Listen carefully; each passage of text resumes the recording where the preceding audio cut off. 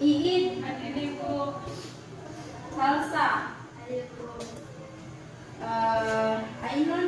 Hadir Ibu. Regina. Hadir Ibu. Oke, hadir. Dari kalian ini berapa yang udah hadir ya? 2 Bu. 2 ya, cuma 2. Berarti yang 2 ini sakit atau sakit? Iya Bu. Sakit Ibu. Siapa itu yang sakit? Sri Ulan dan Sri Ayu itu Bu. Oke. Untuk absen sudah. Pada kesempatan ini kita akan belajar tentang apa? Ada yang tahu? Evolusi. Sotas. Nah, sebelum saya kasih tahu materi yang akan kita pelajari pada hari ini, Ibu ingin kasih tahu clue apa materi yang akan kita pelajari. Clue-nya itu dengan kata kerak.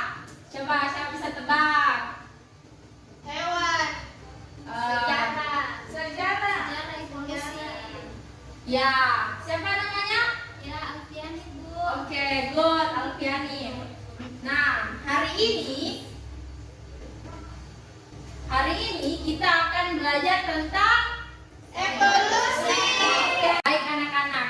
Jadi, pada materi evolusi hari ini, tujuan pembelajaran yang ingin kita capai adalah dari hasil kaji literatur kalian dapat menjelaskan apa itu teori evolusi Darwin dan teori evolusi Lamarck.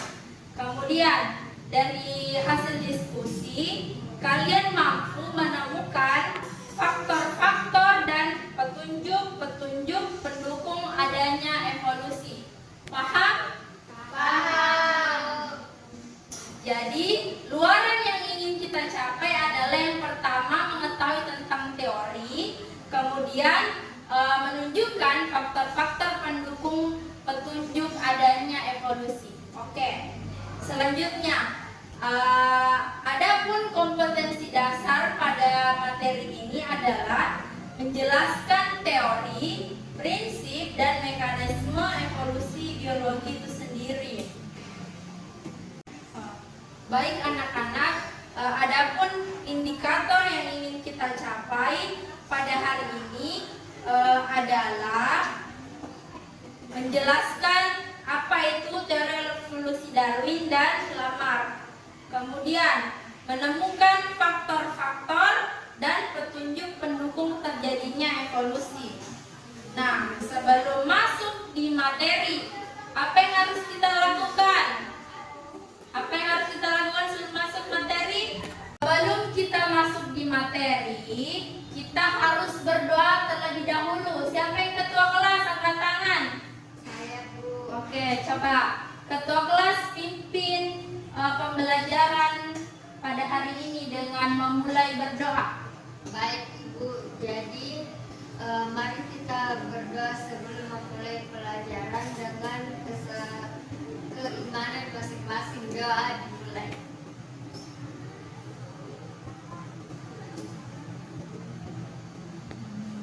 Doa selesai.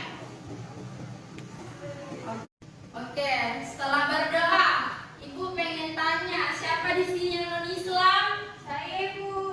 Oke, agama kamu apa? Saya Kristen Ibu. Oke, tapi sudah berdoa toh? Sudah Ibu. Oke, good, sudah berdoa. Sekarang, Ibu pengen mengatur posisi duduk kalian. Coba silahkan atur sehingga berjarak dan pembelajaran pada hari ini berlangsung tertib.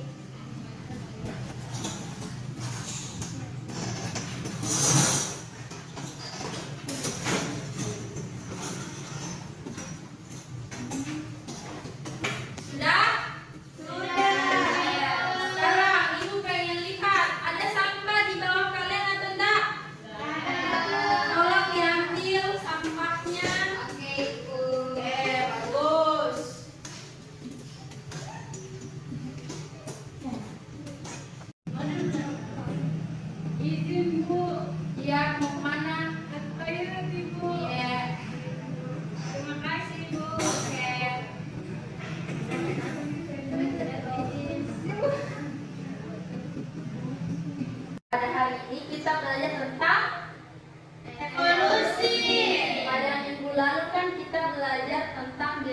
genetika. Sebenarnya antara genetika dan evolusi memiliki keterkaitan. Apa itu? Nanti kita akan bahas. Iya, Bu. Adapun materi ajar yang ingin kita peroleh akan kita bahas pada hari ini adalah teori evolusi Lamarck dan Darwin, kemudian petunjuk evolusi. Oke, next. Nah, ini adalah teori dari Lamarck. Nah, Lamarck adalah seorang ahli biologi Prancis yang menjelaskan tentang evolusi berdasarkan suatu gagasan bahwa perubahan pada suatu individu disebabkan oleh adanya lingkungan dan bersifat diturunkan yang disebut dengan teori Lamarckisme. Kenapa Lamarckisme? Karena teori ini dicetuskan oleh Lamarck pada tahun 1744 sampai 1829. Adalah gambar tentang bagaimana teori Lamarck itu bekerja. Nah, di atas adalah contoh klasik yang digunakan untuk menggambarkan teori evolusi ini. Jerapah ini yang memiliki leher panjang karena kebiasaannya memakan dedaunan dari pohon. Nah, bagaimana hubungannya dengan leher yang panjang? Nah, pada mulanya di sini kita gambarkan pada saat itu terjadi musim kekeringan, di mana jerapah yang otomatis leher pendek ini harus memanjangkan lehernya untuk bisa mencapai makanannya di pohon yang tinggi. Nah, di sini di teori Lamarck ini dijelaskan ada satu jerapah.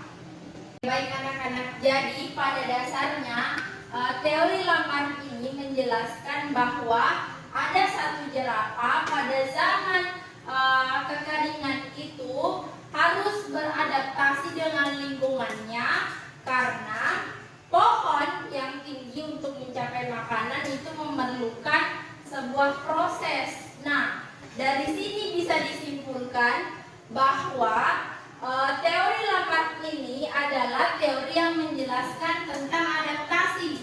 Bagaimana seekor jerapah ini bisa memanjangkan lehernya untuk bisa mencapai makanannya di pohon yang tinggi. Paham? Paham. Oke, jadi Lamarck ini fokusnya pada apa? Adaptasi. Nah, kenapa adaptasi bisa mengubah panjang leher jerapah? Ayu dulu. Karena Nabi bilang Lamarck itu jerapah dia panjang lehernya karena dia menyesuaikan dengan lingkungannya untuk mendapatkan makanan. Jadi tubuhnya anggota badannya itu dia bertambah panjang, Ibu. Oke. Sekarang menurut kalian dari pemaparannya Ayu benar atau salah? Benar? Oke, good. Benar ya. Jadi paham semua? Paham. Oke, sekarang lanjut. Nah, bagaimana teori evolusi dari Darwin? Nah, teori evolusi dari Darwin ini pada awalnya itu dia menganalogikan juga jerapah. Sebelum itu Ibu akan menjelaskan tentang ini, Darwin itu. Teori evolusi Darwin tidak mengakui adanya penciptaan makhluk hidup secara mendadak dan berwujud sama selama hidup di bumi. Jadi anak-anak, pada dasarnya Robert Darwin ini adalah seorang ateis. Dia tidak mengakui adanya penciptaan makhluk hidup, yang artinya tentu dia tidak mengakui adanya Tuhan. Jadi kalau kalian saintis ini berkiblat kepada Darwin, belum tentu juga kalian seorang ateis ya. Paham? Ya. Nah, lanjut. Beberapa hal pokok dari teori evolusi Darwin ini adalah variasi pada organisme. Yang kedua, terjadi seleksi alam dalam kehidupan organisme. Lanjut, kenapa dia masuk di seleksi alam? Fokusnya kepada seleksi alam. Nah, 3 jerapah ya. 3 Jerapah. 3 jerapah, betul. Nah, kenapa di sini mati? Coba bisa. Siapa yang bisa? Kenapa di sini mati? Jadi anak-anak, di sini kan awal mulanya jerapah ini 3, toh? Kemudian dia di sini sisanya 2 yang hidup. Satunya dia is dead. Mati alias mati toh. Jadi pertanyaannya di sini, kenapa si ini mati? Kenapa yang awalnya 3 menjadi 2? Atau kenapa jerapah yang satu ini mati? Siapa yang bisa? Saya. Coba saya pengen tunjuk Inar dulu. Baik Bu, jadi kenapa si jerapah yang satu tadi itu mati? Karena jerapah yang satu yang mati itu terkena seleksi alam. Kenapa terkena seleksi alam? Karena itu merupakan jerapah yang pendek dibandingkan jerapah yang lain yang tinggi, dan dia tidak dapat menjangkau makanannya, jadi tidak bisa makan dan dia mati. Oke. Next, kalau dianalogikan dalam kehidupan manusia, kita bisa ambil contoh tidak berkaitan dengan ini ya, tidak berkaitan dengan punah, tapi berkaitan dengan seleksi. Misalnya, Ibu ambil analogi tentang seleksi paskibraka. Nah, otomatis siswa pendaftar yang memiliki tinggi badan yang tidak cukup tersebut tentu akan terseleksi. Cuman pendaftar yang tinggi badannya di atas atau sesuai dengan standar yang ditentukan. Siapa di sini yang pernah daftar paskibraka? Saya Bu. Oh, pasti kamu dah, betul. Iya, betul sekali. Next. Jadi, anak-anak di sini Ibu sajikan gambar.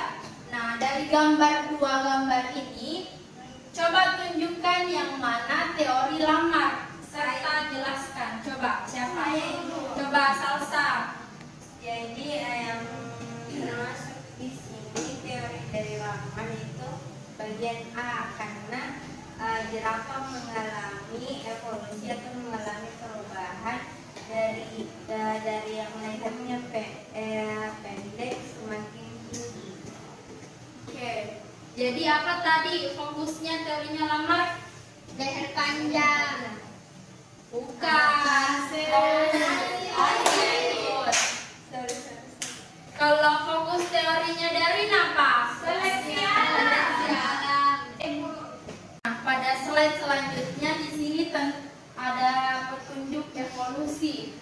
Ada 6 poin. Yang pertama ada variasi makhluk hidup, yang kedua fosil, homologi dan analogi alat-alat tubuh makhluk hidup, embriologi perbandingan, petunjuk-petunjuk peristiwa dan domestika, serta petunjuk alat tubuh yang tersisa. Nah, variasi makhluk hidup. Variasi makhluk hidup pada dasarnya berasal dari satu keturunan. Kemudian tidak pernah dijumpai 2 makhluk hidup yang identiknya sama. Nah, contoh saja ya, kita kan manusia itu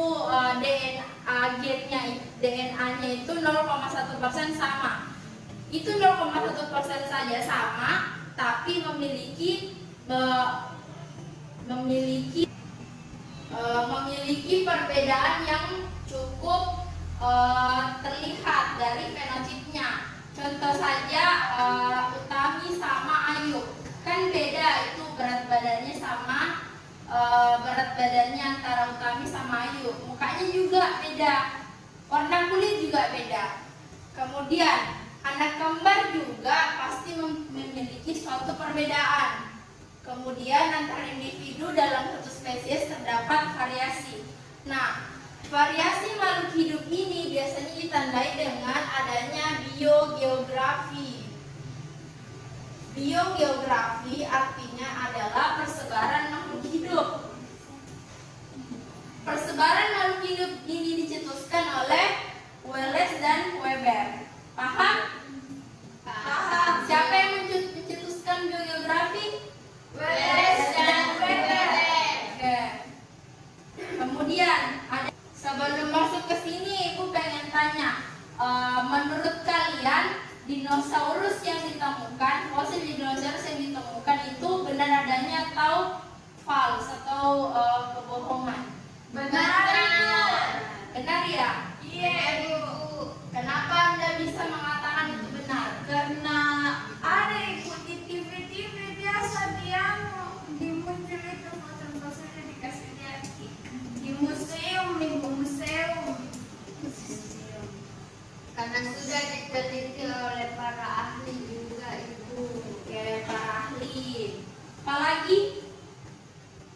di televisi.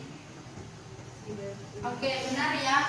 Jadi memang pada dasarnya meskipun kita kan tidak tahu fosil dari dinosaurus ini pada dasarnya kapan ditemukan, tapi kita bisa melihat adanya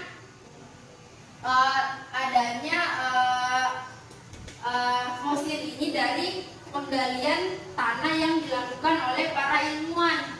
Meskipun kita sebenarnya para ilmuwan itu tidak mengetahui bagaimana anatomi dari dinosaurus, tapi setelah mencari sisa-sisa fosil kemudian dihubungkan, nah terjadilah penyatuan tulang yang membentuk fosil yang bisa kita lihat seperti sekarang ini, fosil dinosaurus.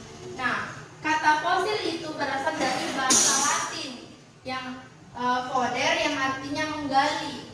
Oleh karena itu, fosil dapat diartikan sebagai sisa makhluk hidup yang telah membatu atau terperangkap di dalamnya. Bukti fosil ditemukan dapat berupa tulang-tulang dan jejak yang membatu. Nah, ilmu yang mempelajari tentang fosil itu disebut paleontologi.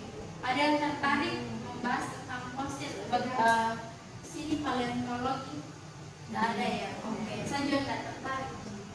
Fosil digunakan sebagai petunjuk evolusi karena fosil merupakan sisa hewan dan tumbuhan yang telah membatu yang berada pada lapisan bumi. Lapisan bumi yang menunjukkan tingkat usia bumi sehingga dapat dijadikan petunjuk adanya hewan atau tumbuhan pada masa-masa tertentu. Sebelum itu, Ibu pengen tanya, apa itu evolusi? Siapa ingat evolusi? Pengertiannya evolusi. Lupa ya? Oke, Ibu jelaskan. Evolusi adalah Jadi evolusi adalah perubahan makhluk hidup yang waktunya itu dalam jangka yang lama. Kalau dalam jangka yang cepat itu namanya revolusi. Nah, bisa dikatakan evolusi enggak? Bagaimana ya? Kalau menurut pemahaman Ibu, perubahan yang terjadi secara cepat itu tidak bisa dikatakan dengan evolusi, karena dari pengertiannya saja evolusi adalah perubahan yang terjadi secara lama serta ada pembuktian yang dilakukan oleh ilmuwan itu sendiri. Petunjuk evolusi selanjutnya adalah homologi dan analogi. Homo itu artinya sama, sedangkan analogi artinya perbandingan. Nah, homologi adalah struktur bagian tubuh atau anatomi yang mirip pada spesies yang berbeda. Struktur tersebut tidak selalu menunjukkan kegunaan yang sama. Nah, apa fokusnya di sini dari homologi? Strukturnya sama serta fungsinya berbeda. Nah, lanjut lagi ke analogi. Analogi adalah struktur yang serupa pada spesies yang berbeda karena berevolusi pada lingkungan yang sama. Struktur ini selalu memiliki fungsi yang sama atau mirip. Jadi, kalau homologi strukturnya sama, fungsinya berbeda. Kalau analogi struktur beda, apa yang sama? Fungsi. Oke, fungsi yang sama. Nah, adapun contoh dari homologi adalah ini, tangan pada manusia sama alat gerak pada kucing. Selanjutnya adalah sirip dari ikan hiu sama sayap dari kelelawar. Adapun contoh dari analogi ini bisa kita lihat dari sayap capung sama sayap burung sama juga sayap kelelawar. Paham sampai sini? Apa tadi fokusnya kalau homologi? Saya Ibu. Coba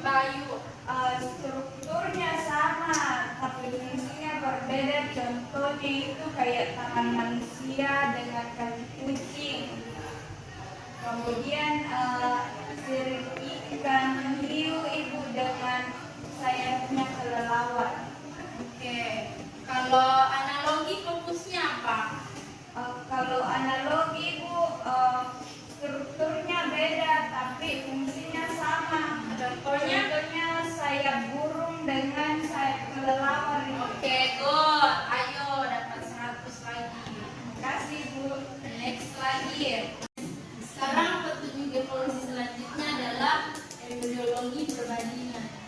Nah, di sini ada gambar embrio. Ada embrio dari kura-kura, ayam, babi, sapi, kelinci, manusia. Nah, apa itu embryologi perbandingan? Embryologi perbandingan adalah tahap-tahap perkembangan yang selalu dialami oleh hewan multisel yang berkembang biak secara seksual. Tahap-tahap perkembangan tersebut dimulai dari zigot sampai dengan fase-fase tertentu. Contoh dari gambar ini. Kemudian yang menunjukkan adanya persamaan pada berbagai jenis vertebrata. Berbagai persamaan tersebut mulai terlihat dari adanya zigot, morula, blastula, embrio yang akan mengalami fase perkembangan yang berbeda. Jadi di sini kita bisa lihat dari gambar, kan ini ada beberapa jenis spesies ya.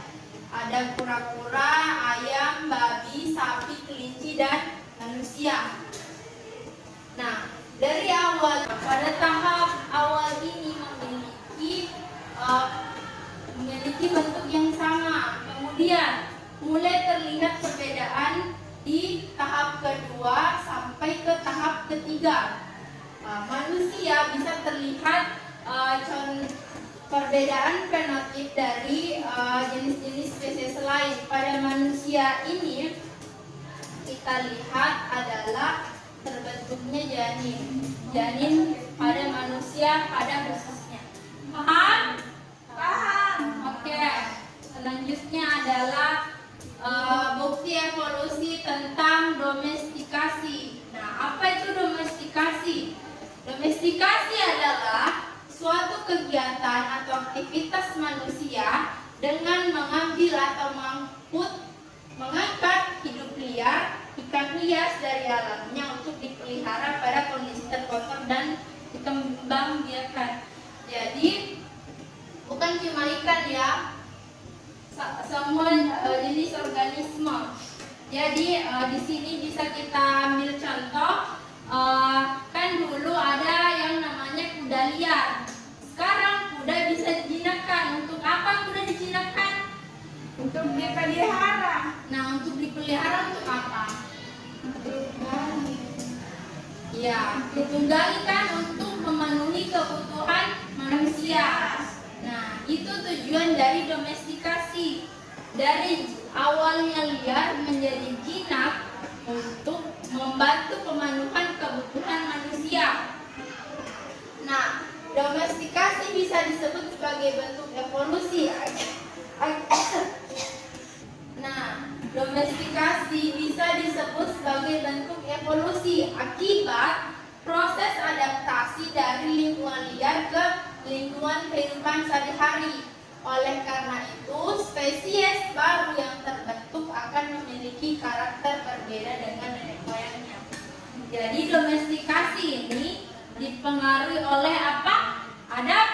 Adaptasi. Ya, benar, adaptasi. Next. Nah, petunjuk adanya domestikasi kita bisa lihat dari gambar ini. Dari beberapa macam negara ini, jenis apa namanya ini? Serigala ya? Anjing, wolf. Ya, wolf, serigala. Oke. Eropa ini memiliki karakter serigala yang berbeda. Begitu pula dengan Amerika Utara, Cina maupun India. Next. Nah, yang selanjutnya adalah petunjuk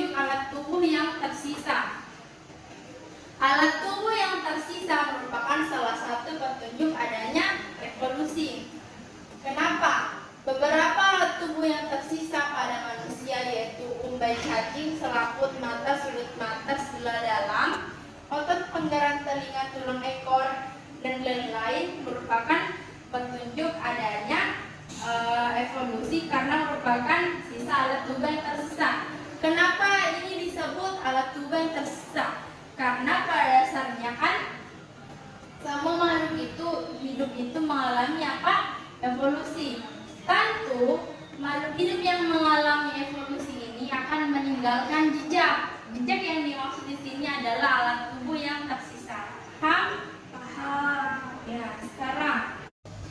Oke, dari gambar ini ada soal nih. Coba tunjukkan mana homologi, mana analogi. Naik yang mau. Saya Ibu. Nah, analogi utami, homologi, ayo coba, ayo dulu.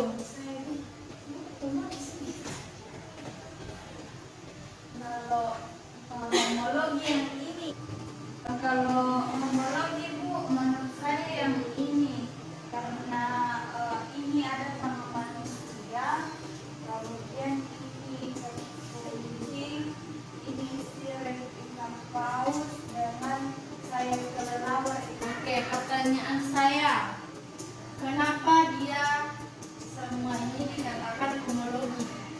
Karena itu tadi Ibu sama strukturnya tapi fungsinya beda. Oke, fungsinya beda. Mana di sini fungsinya beda? Kayak ini Ibu, kelelawar kan untuk terbang. Kalau ini tangan untuk tangan, kalau kaki kucing untuk bergerak, untuk berjalan. Terus kalau ini sirip ikan, dia untuk berenang. Oke, good. Dapat permen. Yes, makasih Ibu. Oke, next Tami Anjuki. Nah, sekarang coba tunjukkan contoh analogi. Bergilas. Jadi Bu, ini adalah contoh analogi. Kenapa? Karena di analog itu strukturnya berbeda tapi fungsinya sama. Itulah kenapa saya memilih ini sebagai Oke, good. Kenapa dia strukturnya sama, fungsinya beda? Ya, strukturnya beda, fungsinya sama. karena dari segi morfologi strukturnya sudah beda. Terus fungsinya ini sama-sama menyebarkan. Oke, good. Yang lain paham toh?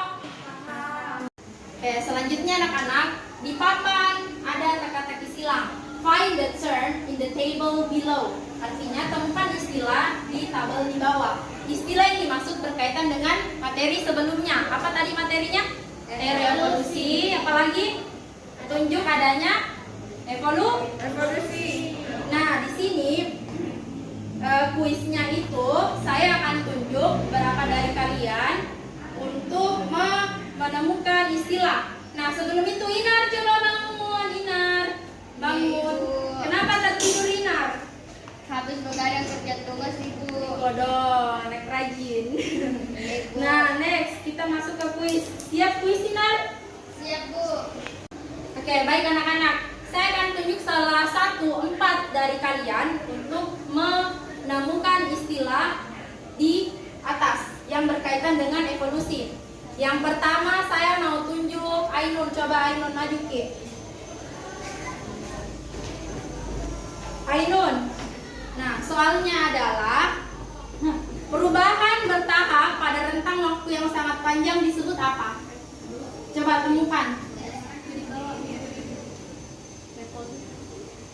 Oke, betul. Ye, dapat permen. Sekarang silakan duduk. Selanjutnya adalah siapa yang mau mengajukan diri? Coba. Dapat permen. Ayo. Oh, enggak mau permen di uang. Ayo pada ayo. Naik ya ayo.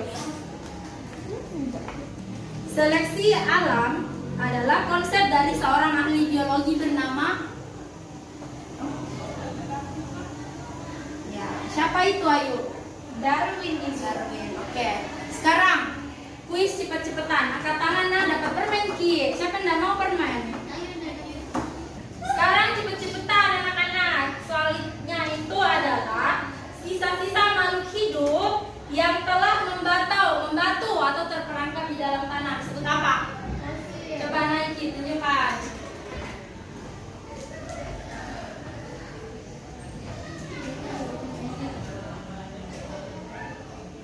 Ya, betul, fosil. Nah, dapat permen ya. Oke, sekarang selanjutnya adalah pertanyaan selanjutnya. Struktur ini selalu memiliki fungsi yang sama, tapi berbeda strukturnya. Pak, ayo angkat tangan. Struktur yang beda, fungsi yang sama apa tadi? Ya, itu siapa yang mau? Angkat tangan. Raise your hand. Saya. Sudah nih kamu, ayo permenmu.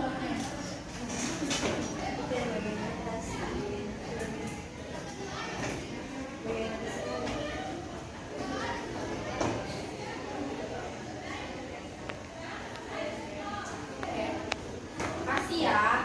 Nah, sekarang sudah selesai toh? Akan bagikan gambar ke kalian. Jangan dulu dibuka, nak. Oke, satu pil. Siapa itu? Alfiani, coba. Yang kau dulu buka ya. Sekarang coba buka gambarnya. Kalian dapat gambar apa? Saya Ibu, homologi. Kamu, Alfiani, dapat gambar apa? Gambar apa?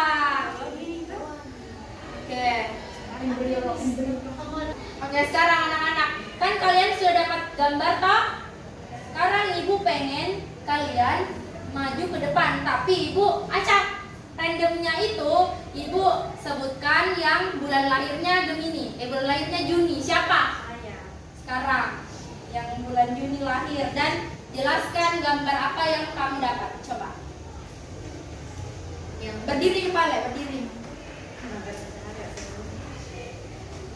Yang terdapat di sini ada gambar ikan, salamander, kura-kura, burung, kelinci, sama manusia. Oke. Di sini